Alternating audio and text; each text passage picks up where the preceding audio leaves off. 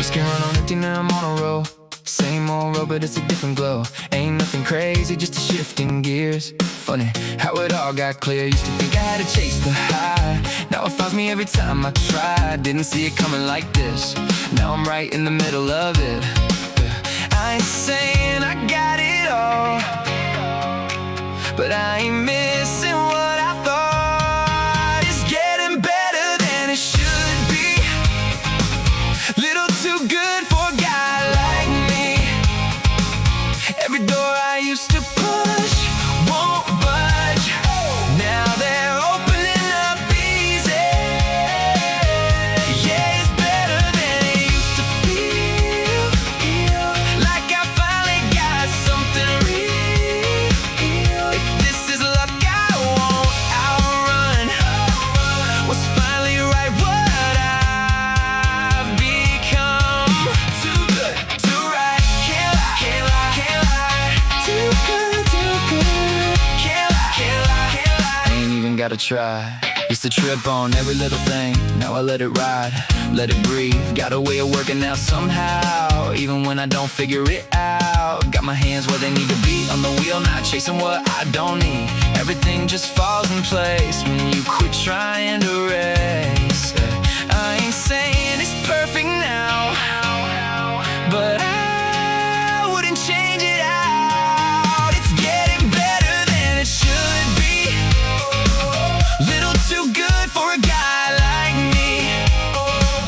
Every door I used to push won't budge. Now they're opening up easy. Yeah, it's better than it used to feel. Like I finally got something real.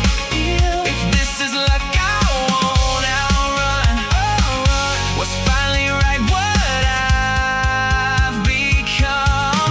Too good, too right, can't lie, can't lie, can't lie. Too good, can't lie, can't lie, can't lie. Didn't flip a switch, didn't make a scene. Just woke up living in a better dream. Now I don't chase what I can't keep. Got everything that's chasing me. It's getting better than it should be. Little too good for a guy like me.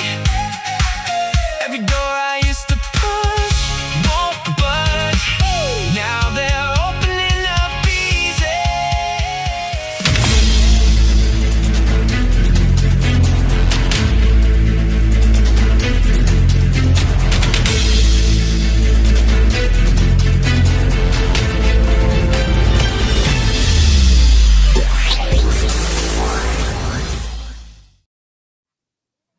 Good evening and welcome into Apex News Above the Noise. I am Kyle Thompson. And I'm Craig Blanton. Craig, we have been off for a few days. It's been a long time. It's good to see you. I hope you're doing well.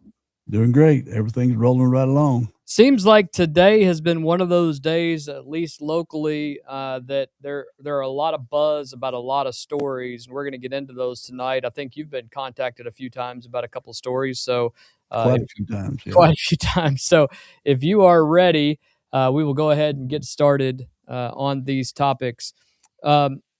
Story today, Craig, regarding the Farmers Market Pavilion and Parcel A. A story was published today by the State Journal regarding the former Franklin County Farmers Market Pavilion and Parcel A that has sparked widespread debate online after reports that the pavilion was purchased and then donated to the city of Frankfort as part of the ongoing downtown redevelopment discussions.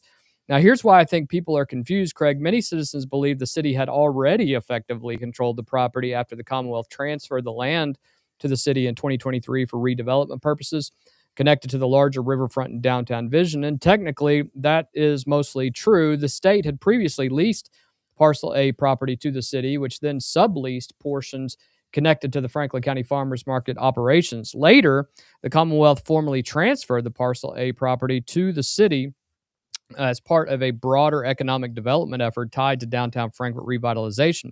But the key distinction here, and this is where the confusion begins, is that the land and the pavilion structure itself were apparently not viewed by all parties as exactly the same asset. Now, according to reporting, the nonprofit associated with the Bourbon on the Banks Festival purchased the historic pavilion structure from the farmers market organization, and then immediately donated the pavilion to the city. So citizens immediately started asking, and they were posting on your page, if the city already had the property, what exactly was purchased, what was donated, who owned the pavilion.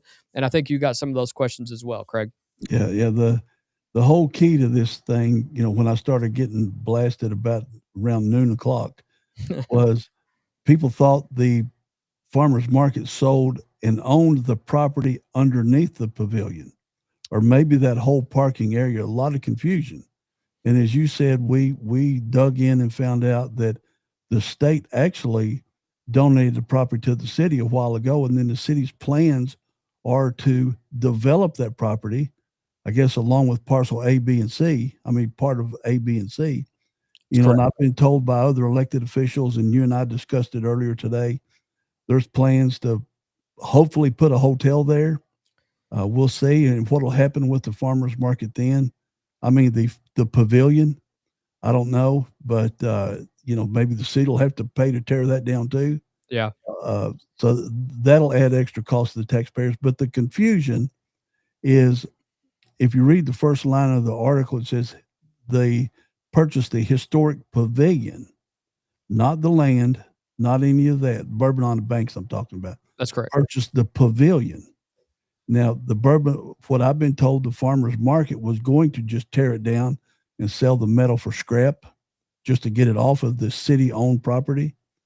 But where I'm confused with other people is, now that the city's going to keep it and use it, a question to you is, does the city have to hold a meeting to take over that property, that donation? No, Bourbon on the Banks? No, because they own the real property already, and it's own the structure too. Then and now that that structure has been donated, it's interesting because whatever the structure had been years ago, it's almost like a sublease, if you will, above the ground sublease that they allowed the farmers market to use. Now, the impact of this has been felt for quite some time. But before we get to that, let's try to show exactly what we're talking about. This is the overhead view. So if you're at West Broadway here, we are talking about this property right here. Yeah, this is from the PBA website. Yeah, this is from Will Rhodes, who talked to both of us today and tried to dig a little deeper as well. He read the story and was a little confused himself. But this is the parcel that we are talking about. It does not include the parcel behind it on 61 on the hill. Yeah, on the hill there. I think people were confused because the farmers market would park cars all around that area. That's correct.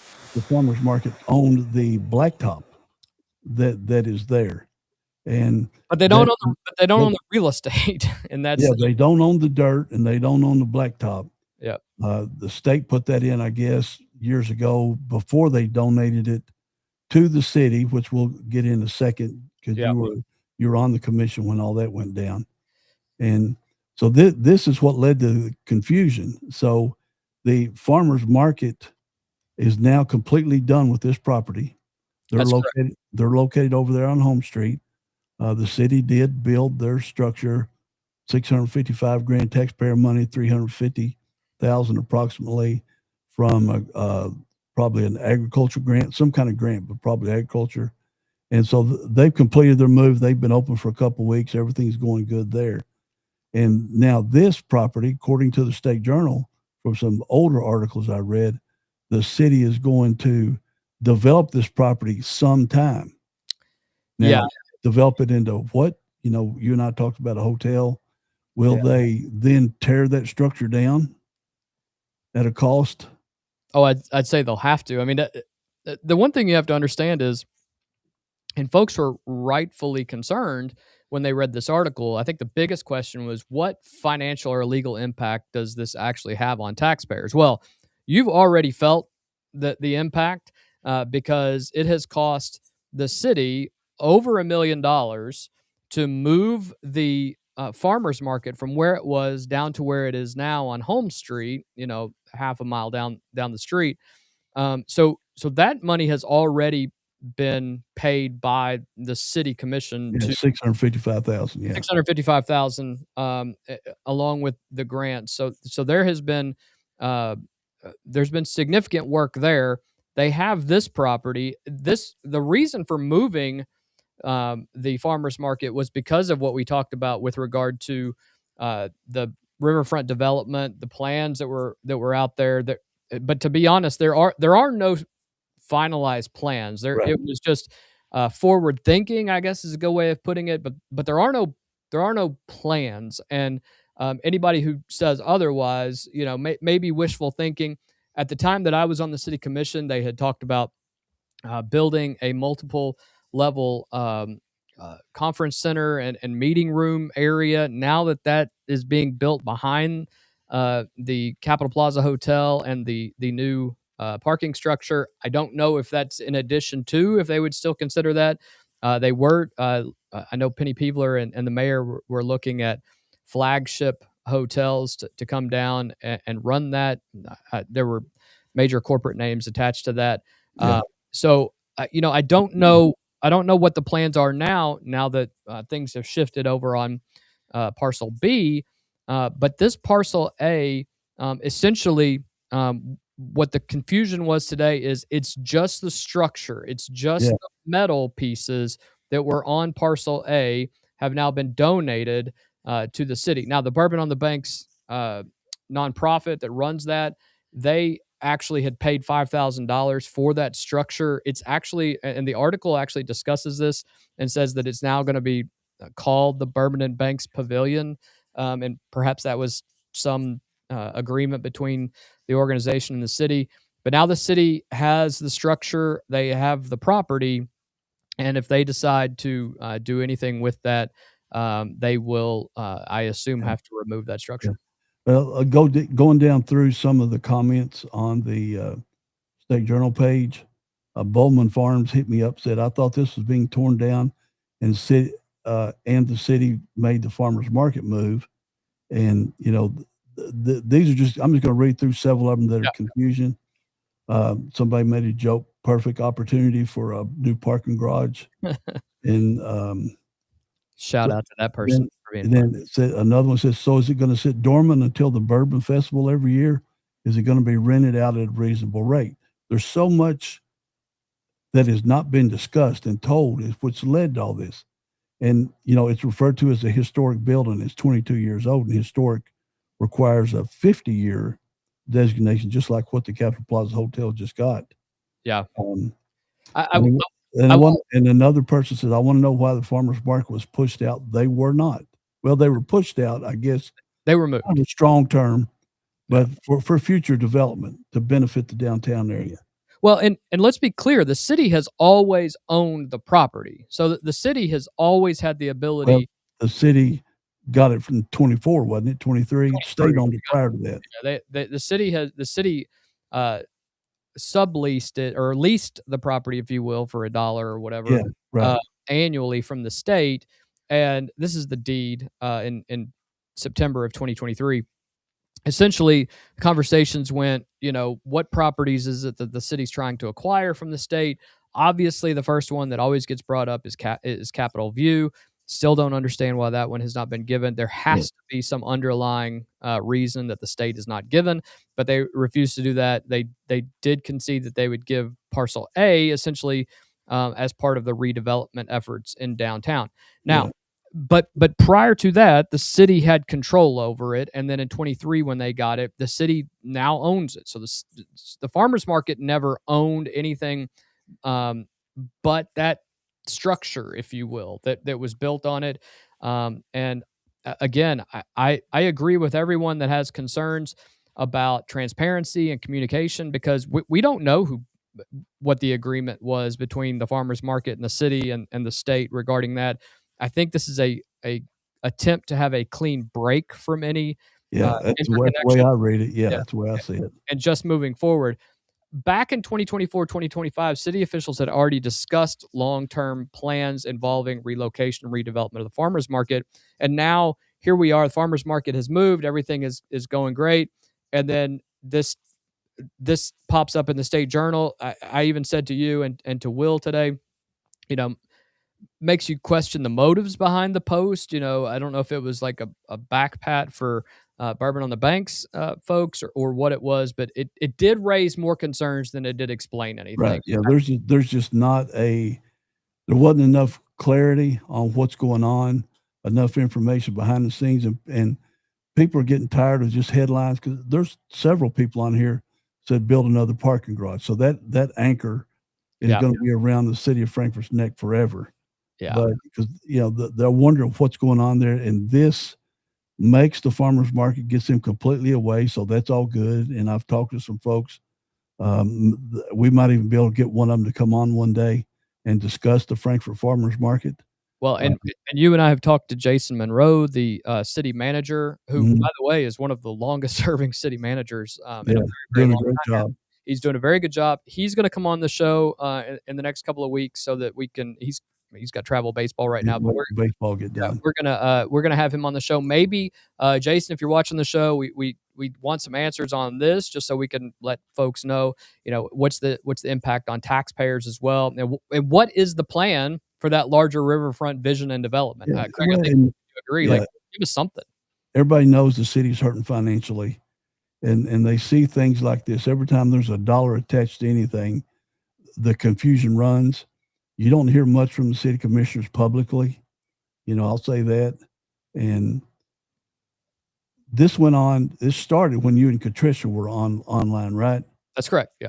And then you and I dug into why the Capitol View Park wasn't owned by the city, and you found out that actually the state police owned Capitol View Park. Well, we thought that the state police owned it, and state police believed that they owned it, but it's actually owned by the state outright, and it was acquired as part of the development of the East-West Connector, and they've held it ever since. One of the purposes that they held it was that they were going to put a Kentucky State Police training ground over there with shooting ranges and a driving range for learning how to drive as a skid pad. Yeah, and things of that nature. Obviously, those plans changed, but the state refuses to give that particular piece of property up. And honestly, one of the things we struggled with on the city commission, not to get too far off this story, but one of the things we really struggle with is, why would we put $5, $10 million, even $20 million into redeveloping a park that the state could very literally take away from us overnight? It doesn't make any sense. When I owned the Lee's Boat Dock and Boat Yard on the other side of the river, I sought to put boat docks on the Capitol View side, because when the current comes down, all the trees and everything, they would always hit our dock. Yeah. But the city said that we couldn't do it because the state owned it and all that stuff, and that was in the early 2000s when I tried to do that, because it was just sitting there empty. And I played softball on the two lower ball fields. So it would have been a great opportunity for us. There's, I think, 12 miles or more of bike trails there. It could be the gem of Frankfort. And we do got a new governor coming in, and I promise you, that's going to be the first thing I ask him, is turn over Capitol View Park. And we might even ask him before that.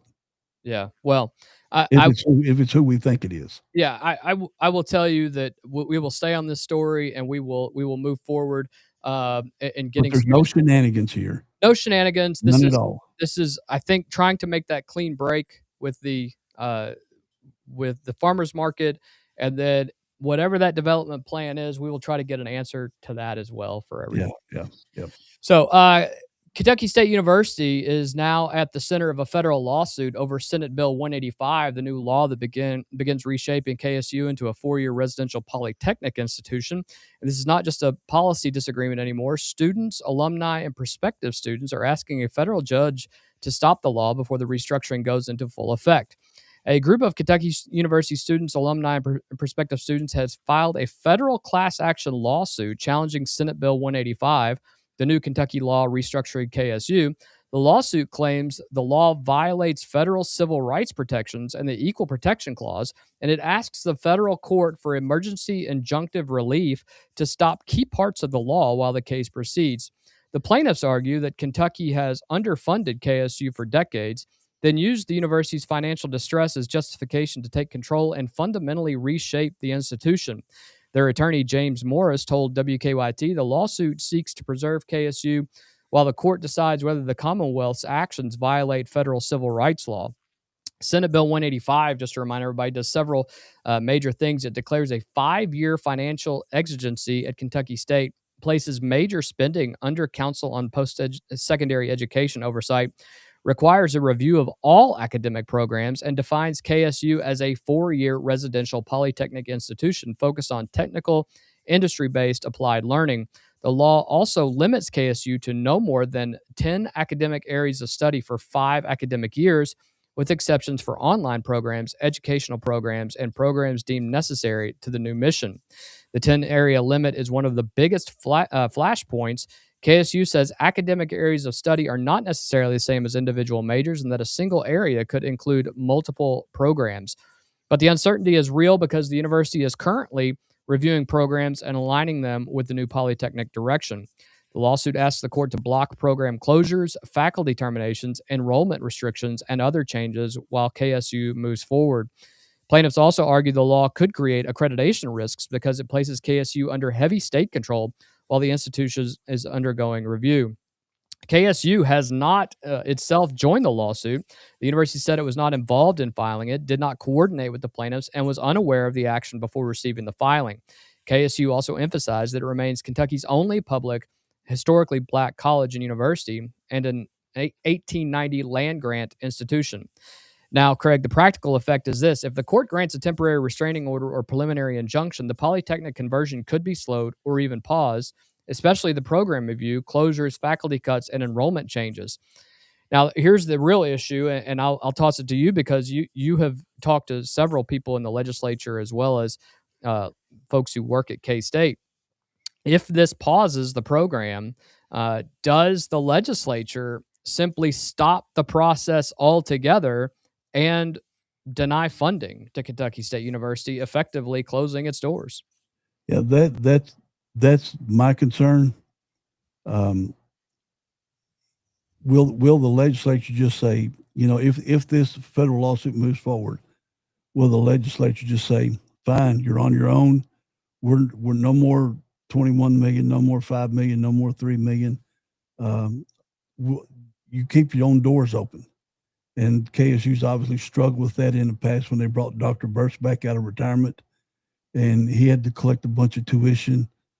Dr. Acapo's done the same thing. He's been collecting a lot of back tuition. Right. I was told that there were students, some as previously, not under Dr. Acapo, that would go into their senior year without paying the first dollar of tuition. So they had to get all that collected. Now they've got that $50 million dormitory. They just finished a P3 project, and they're looking at another $50 million for a nursing and all the polytechnic stuff, the buildings that would come along with that. So KSU would advance forward, but with this lawsuit, if it goes through, the legislature could just wash their hands of it and say, good luck, see you next time.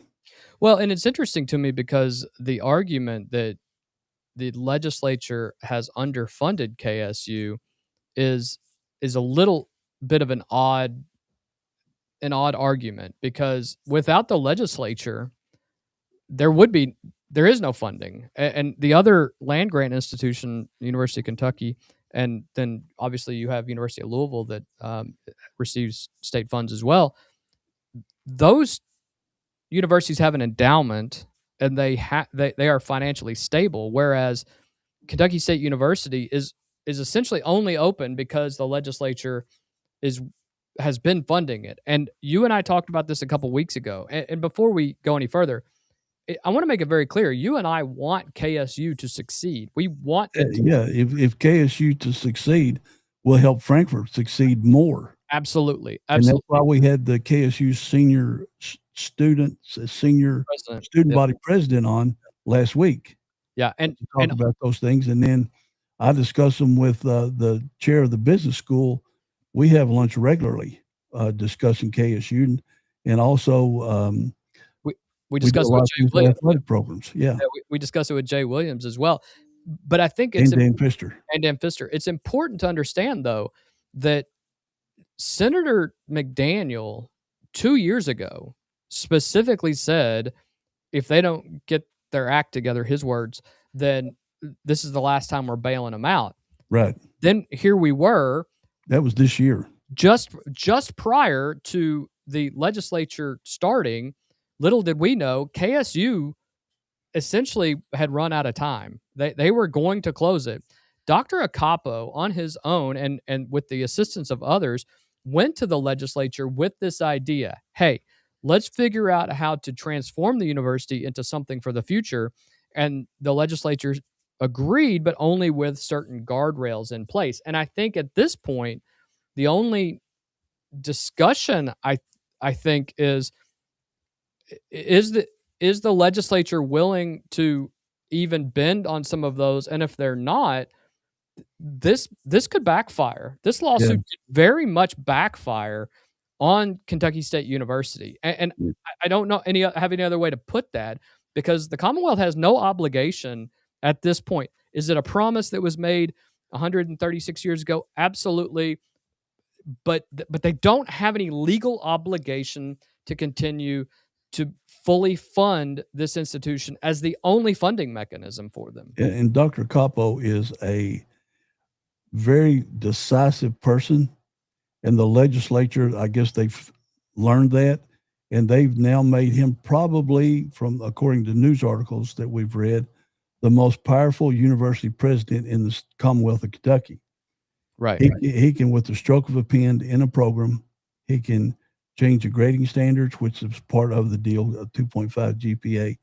He can remove tenure and non-tenure, or let me say non-tenure and tenure staff as needs be if he eliminates a particular program.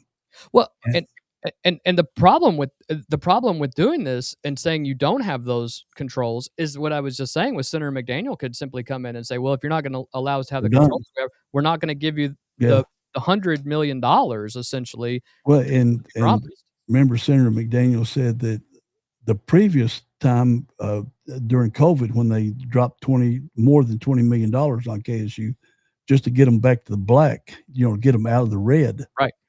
Financially, they were supposed to generate these reports and send them into the legislature. Well, they failed to do that. Yeah, and that's what got his ire up. And now it's either do it this way, as the legislature has dictated, or we're out.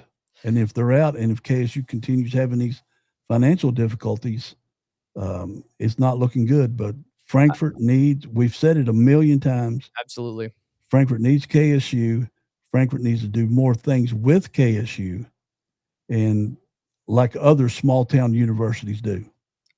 This lawsuit will hinge, at least having it live through summary judgment, will hinge. What does that mean? What does that mean? It means that you basically file a motion to dismiss the claim based upon the fact that there is no claim to be made. So they'll file a motion to dismiss it at the outset, and the only way to survive that motion to dismiss is going to be able to show that they're standing.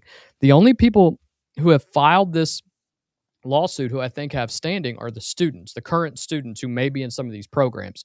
Mm-hmm. The alumni, they don't have any standing. Future students don't have any standing because they're not affected right now. You're coming in as the rules, or you've been gone and the rules don't apply to you. But the only people who are truly affected are the current students. So if it survives, it's because of that. Are any of the professors involved in the lawsuit? Do you know? I do not know. Okay. Yeah. Not know. I know they've asked that folks not be let go and that the program's not in, so it's entirely possible. But we'll keep an eye on it. It's important. It's very important. It is now in the federal district court for the Eastern District, and we'll keep an eye on that.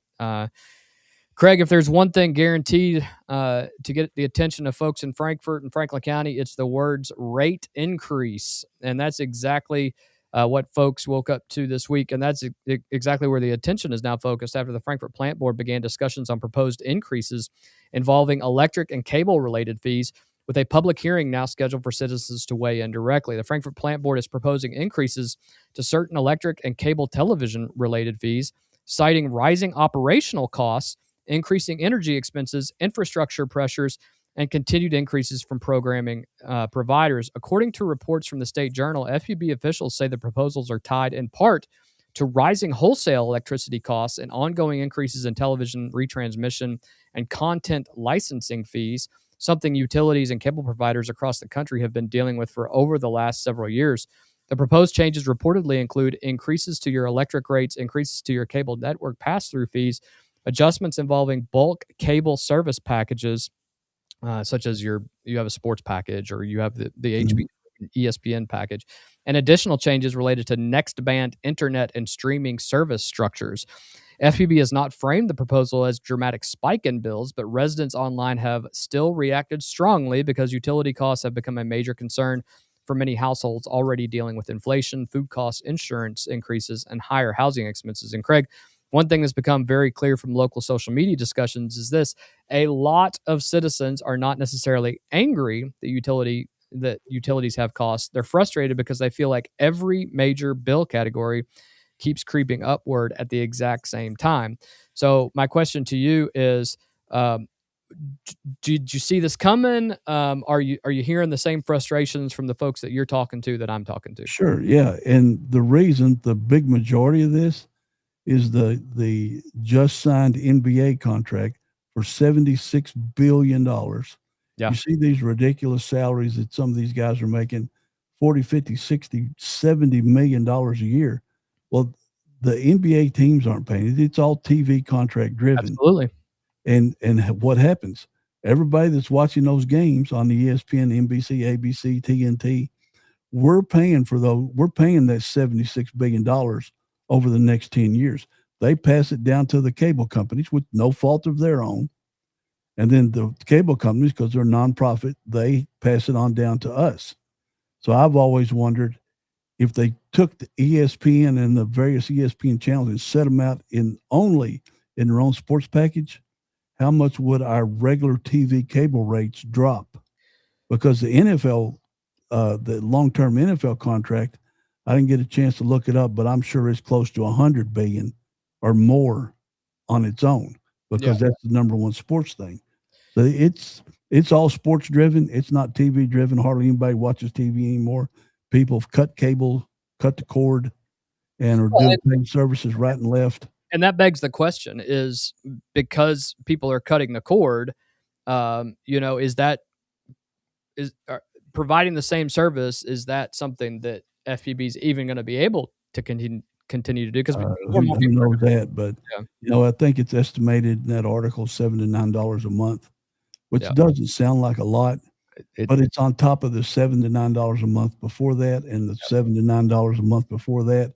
People just think in the short term, but it all keeps piling on. It does. And TV was relatively cheap, but now I've got the extra tier channels. I'm cutting them. Yeah. Well, I'm just going to have just a regular cable TV because there's not enough value for these increases, these continuous increases for me personally to carry the extra channels. Public hearing has been set Monday, May 18th at 5 p.m. All of you folks who are commenting online, this is your opportunity. Monday at May 18th at 5 p.m. at the plant board at 151 Flint Avenue. This is your opportunity to go discuss these issues and discuss the reality of where this is going to be in the next 2 years. Yeah. And just remember, this isn't the plant board cable operations fault. It's mostly sports driven. And then on the energy side, last year and the years before, we've had Al Gore's been predicting the end of the world since the 1990s. AOC famously predicted in 2019 that we've got to 2031 before the planet burns up. All this green energy crap, and I say, crap, all this green energy last year. Now, Al Gore, what's he talking about? The planet freezing. Right. Wow. We're going to go back to an ice age. So these costs and all these changes, all this green energy, all this stuff, when we had 20 years ago, when we had reasonable energy rates. Yep. But now we've gone crazy with all this green energy. That green energy, just like virgin paper, think on that level. Yep. Virgin paper costs more than recycled paper. Green energy costs a hell of a lot more than coal. Yeah. Well, we will keep track of all these local stories. Thank you guys who jumped in tonight to watch us. If this is the first time seeing us or watching the show, make sure you like, share, and subscribe, because it's just one more opportunity for you to get information and to clear up any issues or questions that you might have related to this. Keep reaching out to me and Kyle. Yeah. If we see those questions, people are still answering our phone calls, fortunately. Yeah. And we can see if we can dig up the answer for you. And in the confusion that gets spread online. Yeah. Well, turning from that to something a little more fun, you and I have been talking about for quite a while. We are going to be joined now by our good friend, Jeff Waldridge. Hey, Jeff, how are you? How are you? What's going on? Doing good. Jeff, you picked a heck of a night to join us. We had to get through some local stories and everything, but these couple of stories we're going to talk about with you are have an intersection of government secrecy, UFO research, national security, and some real unanswered questions. Jeff is our resident all things paranormal and weird, because he's kind of a weird guy, and that's why we love him. I'm the resident. I'm your resident weirdo. That's right. We're all three conspiracy guys. So. We are. And look, before we go any further, I want to make it very clear: we're not turning any of this into clickbait. We're not turning grief or bad things into clickbait. We're not here to claim facts that have not been proven. But when members of Congress are sending letters to NASA, the FBI, the Department of Energy, and the Department of War asking about missing and deceased scientists tied to sensitive aerospace, nuclear, and rocket research, that becomes a legitimate news story. So, Representative from Tennessee, Tim Burchett, we all over this. We've got some Tim Burchett. He's one of our favorite on here. We love watching him. So Jeff and Craig, let's buckle up. This one sounds like a bit of a movie pitch, except now Congress is asking questions as well. Get real. We'll start with Congress is always late to the party. They always are, and that's when people start noticing. But we'll start off with a little video here about what we're going to talk about. The passing of yet another NASA scientist has resurfaced as the list of chilling disappearances and mysterious deaths of those with ties to America's space and nuclear secrets grows longer. The disturbing cases have since sent internet sleuths into a frenzy, searching for answers about the unsettling pattern. Here's what to know.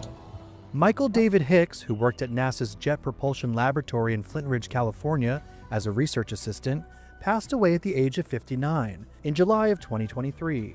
However, there's no public cause of death or autopsy for Hicks' passing, nor any mention of how he died in his obituary, although it does ask for donations in his memory to go to Alcoholics Anonymous.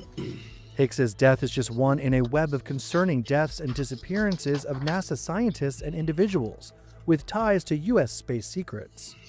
3 other scientists with ties to NASA's Jet Propulsion Lab, or JPL, have either gone missing or died over the past few years, even as recently as February.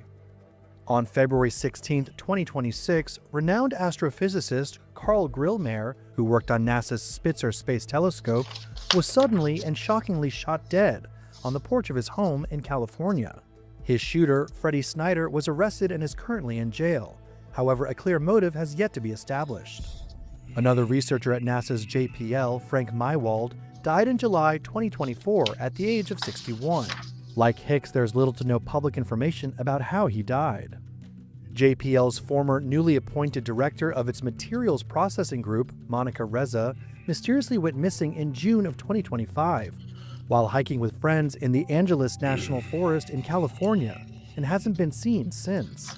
Reza's research in materials science was funded by the Air Force Research Laboratory at Wright-Patterson Base in Ohio, which is long rumored to hold extraterrestrial debris tied to the famous 1947 Roswell crash. Reported. The Air Force Research Lab was headed up by retired Air Force General William McCaslin, who also has shockingly gone missing. McCaslin mysteriously vanished on February 27, 2026, from his Albuquerque, New Mexico home, along with a pair of hiking boots and a .38 caliber revolver. McCaslin was also the former research commander at Kirtland Air Force Base in New Mexico, which works closely on national security projects with Los Alamos National Laboratory, famous for developing nuclear weapons during the Manhattan Project. In June of 2025, 2 workers from Los Alamos, Anthony Chavez and Melissa Casillas, vanished from their homes in eerily similar circumstances. Pure coincidence. Pure Chavez, age Yeah. 79, was last seen leaving his New Mexico home on foot, leaving behind his car, wallet, phone, and keys. accident. Casillas, age 54, was last seen on camera walking alone on a highway, also Noticed without they're her all wallet, hiking. phone, or keys, after telling family members she would be working from home, Dateline reported.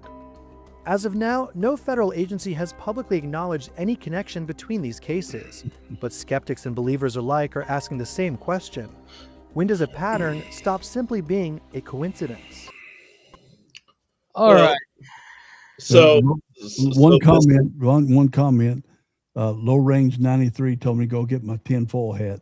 Yeah. you may need it for this. Jeff, I'm famous. I've taken pictures with a tinfoil hat when I do stuff like this. Yeah. So I've actually got one. Well, Jeff, before we throw it over to you, this rapidly developing story centers around a group of scientists, engineers, government contractors, and former military or intelligence-connected figures who have either died or gone missing over the past few years, with several tied directly or indirectly to NASA, Jet Propulsion Laboratories, Los Alamos, nuclear technology, advanced propulsion, aerospace systems, or UFO-related research. On April 20th, House Oversight Chairman James Comer and Congressman Eric Burleson sent formal letters to the Department of Energy, NASA, the FBI, and the Department of War, asking for briefings about what they called, quote, unconfirmed public reporting. Is that what we're doing right now? Alleging that at least 10 individuals connected to U.S. nuclear secrets or rocket technology had died or mysteriously vanished in recent years. The lawmaker said, if accurate, the pattern could represent a serious national concern. The names that keep appearing in reports include Michael David Hicks, a former NASA Jet Propulsion Laboratory scientist who died in 23, Monica Reza, a JPL metallurgist and materials engineer who disappeared while hiking in California in June 2025, and of course, retired Air Force Major General William McCaslin, who disappeared from his Albuquerque home in February 2026. And a lot of people say that McCaslin is the link between all of these folks. I know Craig thinks that as well, but Jeff, your thoughts initially on this and what you have found in your research. I think that it's a very complex issue. And I think that what it comes down to is it's not necessarily, you don't really need to look for a pattern. You need to look at the overall picture. Some of these people, I'm sure, probably met their fate by normal means, but now they're going to be grouped in with all of these others because why wouldn't they? You know what I'm saying? I mean, that makes a good story. Yeah, absolutely. But I think that there are key people here that you really have to look at and say, okay, where's this person? Where's that person? Monica Reza or whatever, she just vanished. she was literally on a hike and she just disappeared. That's strange. But if you look at some of these people are involved with private laboratories, okay? And I think that we're missing another link here to this whole disclosure thing. And with the disclosure part of things, what people get into, and we'll kind of jump ahead eventually to that, but private industry has no right to give up information. They don't have to comply with federal Information Act request. They don't have to. So the government could literally take their secrets and stick it over here, and then boom, they don't have to give it to anybody. Right. So right. Their secrets are safe now. I mean, that's why they had Bigelow Aerospace doing a lot of their work for years, and they would fund that. So I think that coronavirus. Yeah. we need to be very careful with grouping all of these people together. So if we're grouping all of these people together, then we're going to miss something. And I think that's why we can't be too strict on saying this person died, this person died. I mean, people die in car accidents, people die in normal means every day. People have normal jobs, people are scientists, whatever the case may be. But I think that you have several smoking guns in this list. But I also think that there's other smoking guns that they don't even know about or haven't found yet. Because I'm telling you now, the government has been doing this stuff for years. Right. I mean, they will silence anybody they need to silence for national security purposes or whatever they give. And Jeff, have you seen the Bob Lazar interviews? Oh yeah. How is Bob Lazar? If any of you all are watching, you don't know who Bob Lazar is, Lazar. Go look him up on YouTube. He's probably the most verifiable individual that worked at Area 51. What is it about Bob Lazar that has kept him so talk about this? A little brief on Bob Lazar is he was the first to come out and really to kind of shine a big light on Area 51. Now the crazy part about Bob Lazar is they just thought he was maybe crazy, and they thought, no way, this is not who he is. He's just doing this. Well, he came out, and here's one thing I will tell people: he came out to John Lear, which John Lear was the ufologist. He was very controversial. He had different theories, some good, some bad. But Bob Lazar proved that he was this person because he said, this is when they test, bring a camera out here to the desert. And they did. They took a road camcorder out to the desert and they filmed these night flights. So he was proven. Now, since then, there have been more proof come out with Bob Lazar. He talked about how they would check, the veins in your hand or whatever as a means of letting you into the base. And that has since been verified that the government did use those type of things. And we didn't know that for a long time. Bob Lazar's existence was basically wiped off of the earth. I mean, his degrees were deleted, all that kind of stuff. So, I mean, you got to think about the government has the ability to do whatever they need to do. I think Bob Lazar, if he didn't come out and be so public like he has been, he's still very nervous about it all. Sure.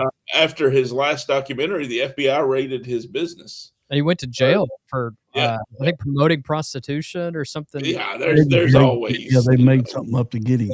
Yeah. So, but what they were doing when they raided his business was they were looking for some of that element 115 because there were suspicions that he may still have some, and he may still have some locked away in a safe somewhere. Jeff, tell the folks who are watching exactly what element 115 is. So Bob Lazar was the first to talk about element 115, and it powered some of these craft. But people are like, well, element 115 don't exist. And then they discovered element 115. So everything that there's nothing that he's ever said that's really had a lot of holes blown into it. So, you kind of got him. Okay. I mean, why wouldn't he tell the truth? Right. There's a new documentary out about Bob Lazar and his work at Area 51 and S4 and all of that stuff. But I think what we've got to look at here is these scientists.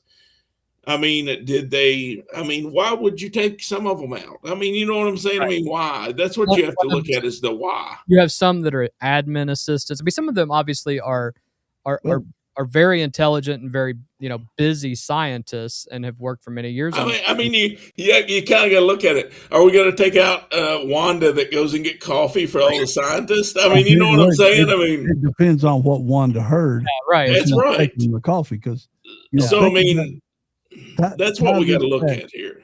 A lot of movies got some reality base to them. Yeah. I'm always joking about Skynet and all that stuff.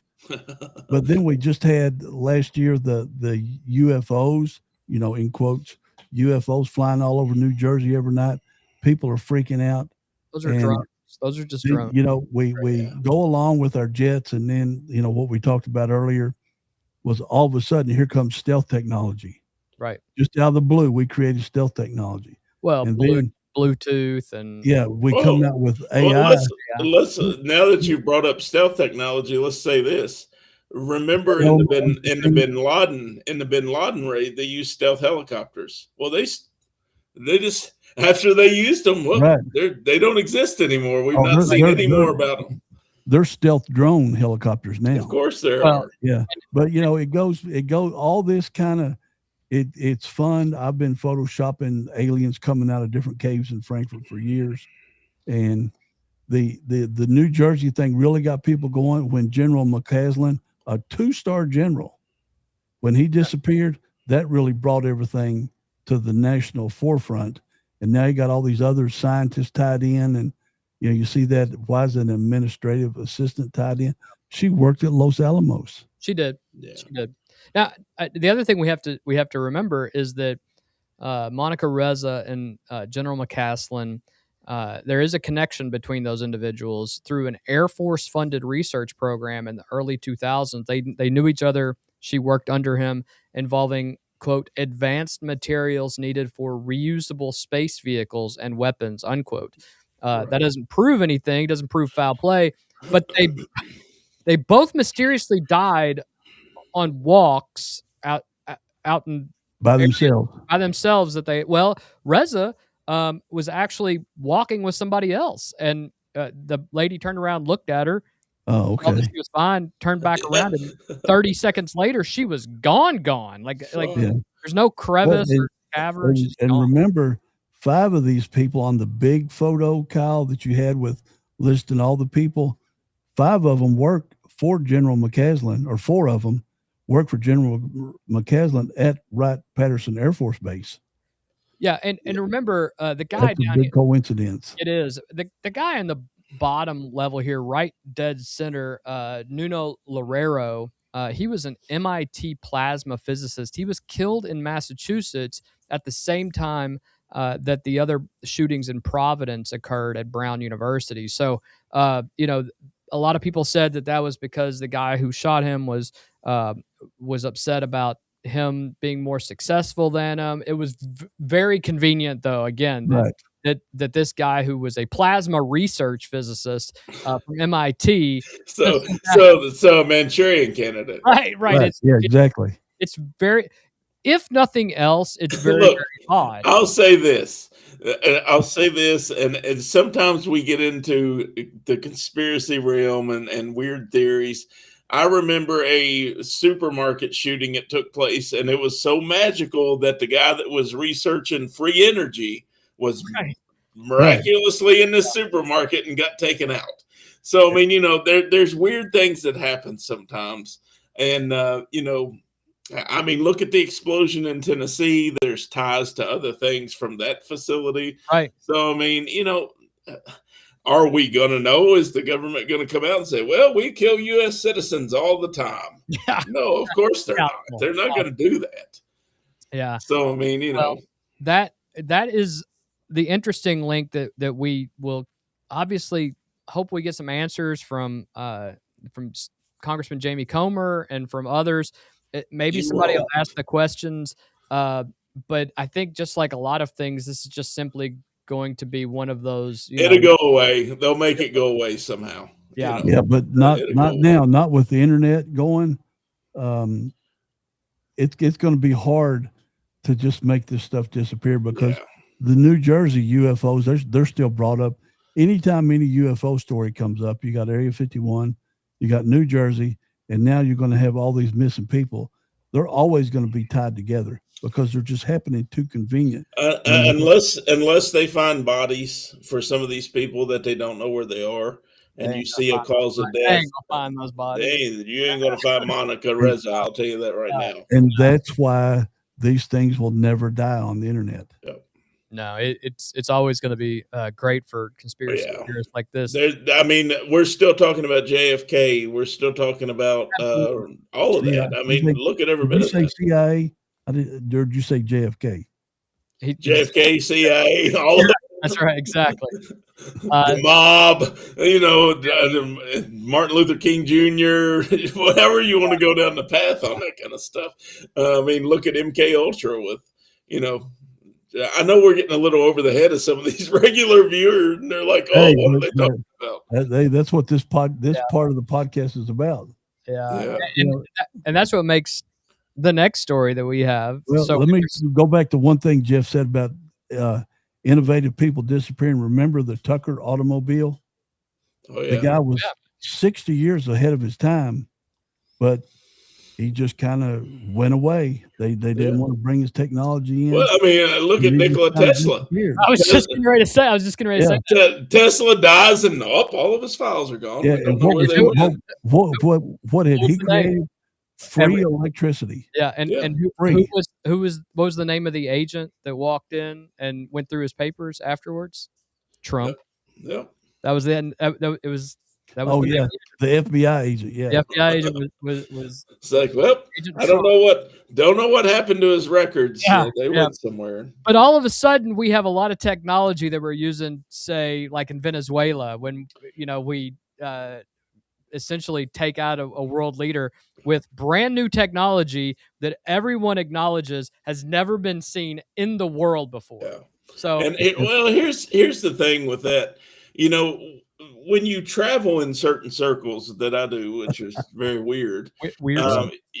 I've heard rumblings of this kind of stuff for years. Right. I mean, back probably 15 years ago, they were talking about how some of the special forces had the ability to use contact lenses to see night vision. Right. So I mean, who knows? I mean, with what they have now, there's no telling what they have. And and so when you look at some of these military, contractors and things that have been on like Sean Ryan's show or whatever it is, and they show what's out there technology wise. I mean, I'm sure they have it more. They attribute a lot of the B-1 bomber and the B-2s as Area 51, 15 to 20 years ago when they were first designing it, but then they put it in actual use. Yeah, when you look at there was a lot of triangle UFO sightings. Well, I mean, those look like stealth bombers. You know what I'm saying? So bomber, I mean, yep. So it's it's. But have we ever heard an explanation for the New Jersey UFOs? No, and we may not for a while. I'm sure we know what it is. Let's talk about that in our next story, because Congress is asking questions about missing scientists and aerospace researchers. The Trump administration has now taken the biggest public step toward UFO and UAP disclosure. That makes me laugh. Though. Right. And you can tell why here in a second. And depending on who you ask, this is either the beginning of genuine transparency or the beginning of a much bigger argument over what government still is not telling the general public. Last week, the Trump administration officially released the first large tranche of declassified UFO and UAP records through a newly launched federal portal called the this is great, Presidential Unsealing and Reporting System for UAP Encounters, or PURSUE. Somebody's just being creative. Somebody's good. Hosted through the Department of War at war.gov/UFO. The administration says the goal is maximum transparency regarding unidentified anomalous phenomena, otherwise known as UAPs, or the modern, which is the modern term, or the old term, which is UFOs. Defense Secretary Pete Hegseth said the files had, quote, long fueled justified speculation, unquote. This is hilarious. It's hilarious to listen to these guys talk, because you're never going to see any of this. The first release reportedly includes more than 160 files, photographs, mission transcripts, radar cases, pilot encounters, FBI interviews, infrared imagery, astronaut reports, and military sightings. And there are a couple reports I want us to watch and react to real quick.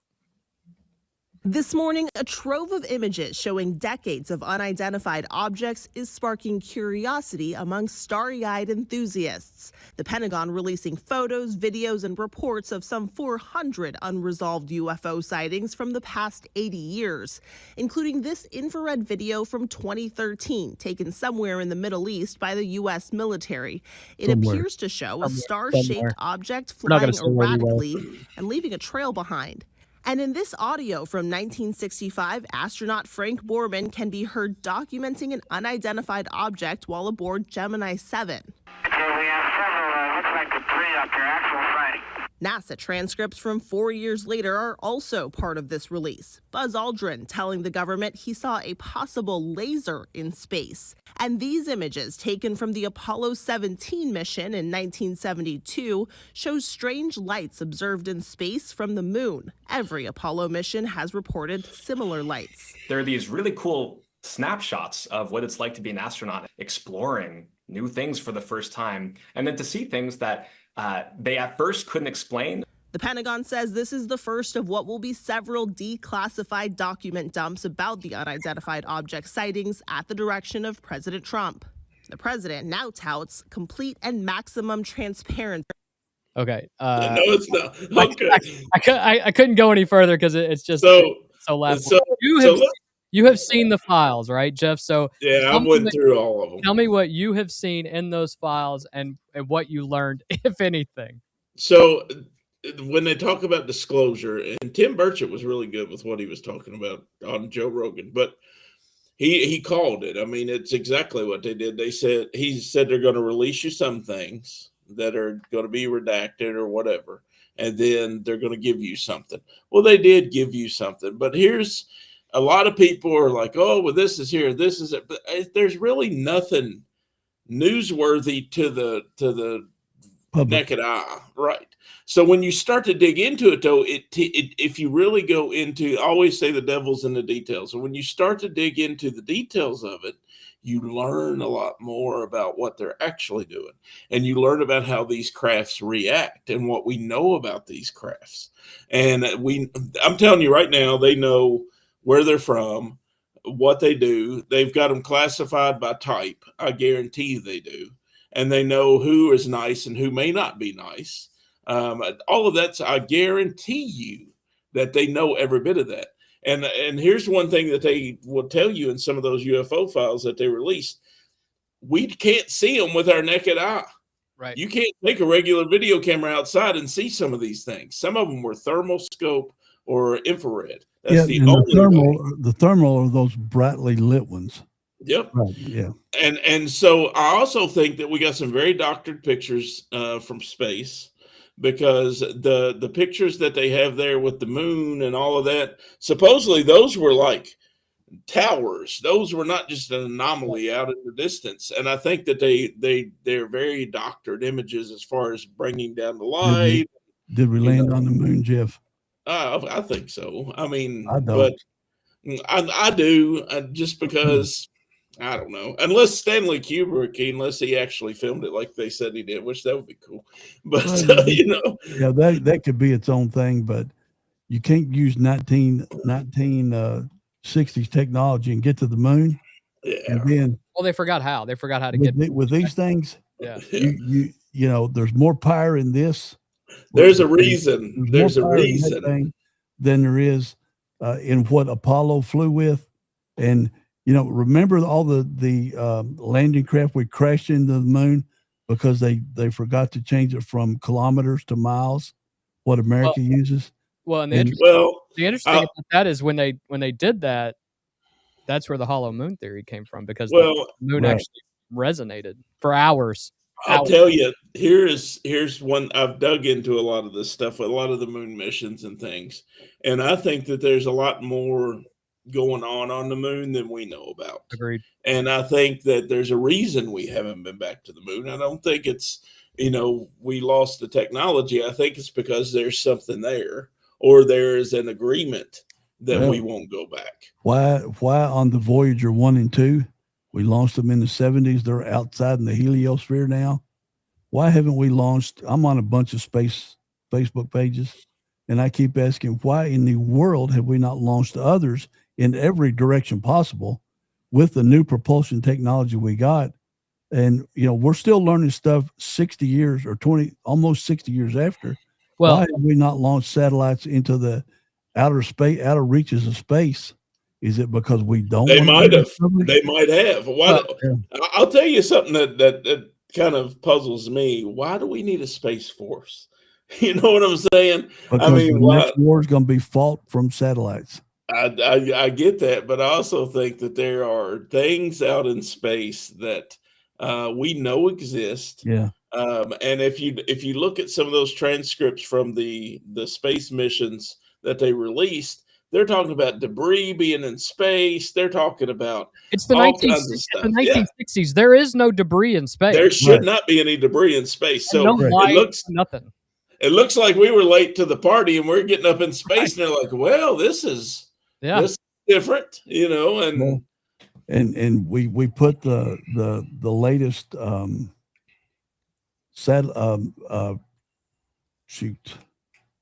me think, camera system out in space at L4 to view deeper and deeper in space.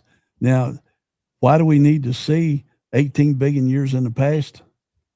Well, is it for that, or is it to see spaceships coming at us from a longer distance away? Well, and I want to add one more question to that. Telescope, what I was talking about. Yeah, one more question to that is, you talked about still talking to Voyager and getting images from Voyager. I can go from my kitchen to my bathroom and lose cell service, but I'm talking to Voyager a gajillion miles away, and it's sending me, crystal clear pictures.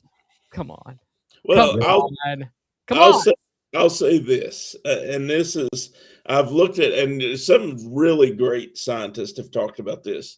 We've put signals out into space. We've put this out into space, trying to make contact. And then who knows if we've actually made contact, because they're not going to tell you. But here's the thing that we've got to think about, and they've probably looked at, is if we make contact with something out there, are they nice? And why are they coming here? You know what I'm saying? So, and then we get into all this. Yeah, maybe. And Big Bang Theory did a show on it, and the last part was aliens looking at Americans. So, boy, them pink bags of water really look tasty. When you look at it though, and just think about this, we are the aliens. There's nothing on this planet that we react to kindly. We can't breathe underwater without an apparatus. We can't be above a certain height without an apparatus. The sun will kill us if we're out in it too long and it's too hot. Yep. If it's too cold, we die. So I mean, we're not made for this planet. We just kind of are here. So I mean, who knows? Maybe we are the aliens, and the aliens are looking at us going, "Well, they seem to be doing just fine." I'll disagree with that a little and say God put us here, and He put us with a brain right there with that allowed us to survive this planet. Yeah. I will say this: I've had conversations with ministers recently, and they're very curious about the topic of what I know about aliens and things. Yeah. We all mentioned Tim Burchett, who is one of our favorite congressmen, just because of his just local yokel, attitude about things. And he did an interview with TMZ that we have here. We're going to watch real quick. What did you see now? I guess it would be about 2 weeks ago. That was very alarming, the way you said that, at least. Yeah, well, because of the circumstances and where it was, I can't get into too much specifics, but it was elaborating on some stuff that we'd asked for, and it was important to get this person in a secure setting to where we could ask him these questions. And there was somebody in the meeting with us, one of my colleagues, I guess you'd say, was basically there just to kind of upset the apple cart and to throw, a monkey wrench into the deal. And every time a question was asked by this particular party, it was really the answers were out there, and they gave them, and they gave specifics, they gave addresses, they gave times and dates and people that were in the meeting. And this went all the way up to the executive branch of previous presidents, not this current president. So there have been different reports over the years. Some reports that there have been pieces of machinery that were found that did not seem earthly. And then there have been reports about life that is not earthly. Which one of those two, or both, are you talking about? A form of life that is not earthly, or just something mechanical that's not earthly? I'd say you'd be safe to say both. Oh, boy. Yeah. Somebody keep an eye on Tim Burchett. Let's keep Tim Burchett safe. That guy is. I follow his pages on. Oh X yeah, and Facebook. he's a real fun watch. Just whether you like his politics or not, he just says what he believes. You know, a lot of folks will tell you what you want to hear. He ain't that guy. So no, he's always straightforward. Yeah. So let me. And him and John Kennedy are my two favorites. Yeah, they are definitely fun to watch. Talk about Senator Kennedy, not JFK. The way you described this, whatever happened at this meeting, this briefing that was happening, was there something that if we knew, we would feel that we are in danger? You said you wouldn't sleep at night if you knew the things that I saw in these briefings. Yeah, Should we believe that? That's the part where it seemed alarming. I don't think we're at danger of this. I mean, if these things exist as I think they do, they could have destroyed us with a blink of an eye. Comforting. I just don't see that.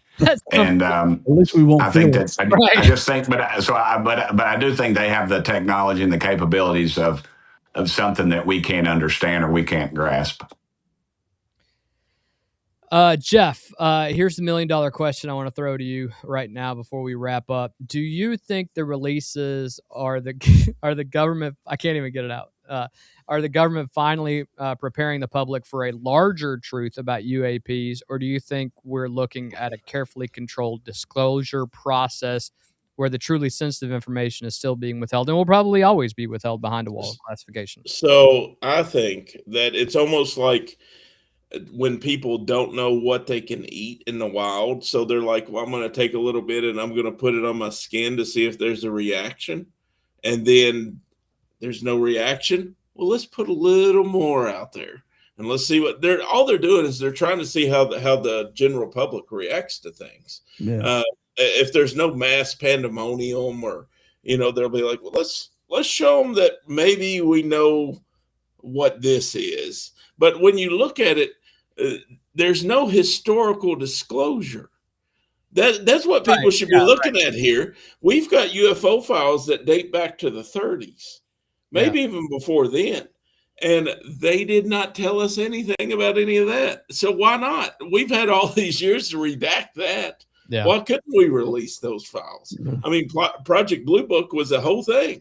And that there was confidential sources inside of that.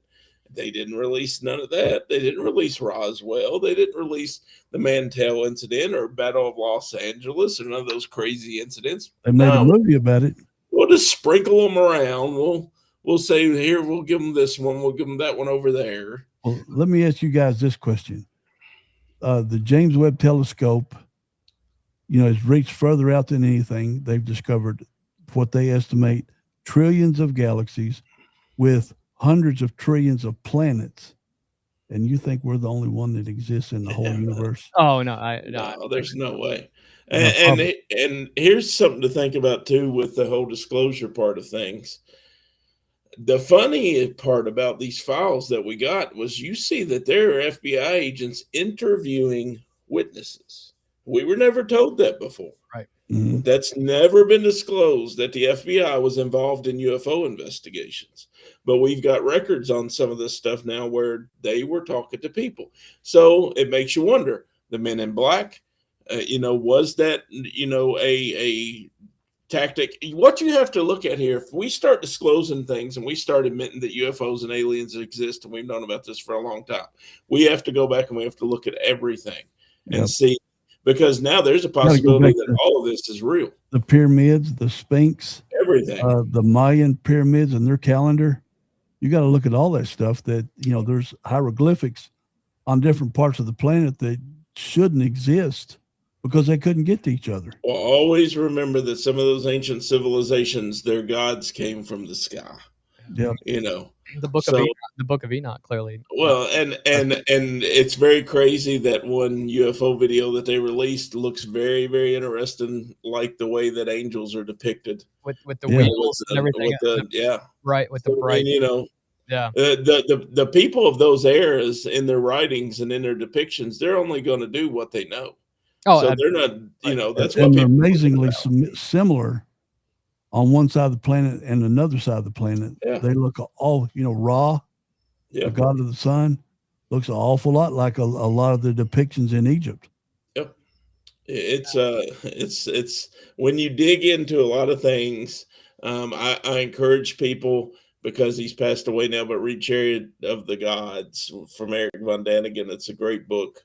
Giorgio Tsoukalos is his understudy, which he's on Ancient Aliens with the hair. Yeah.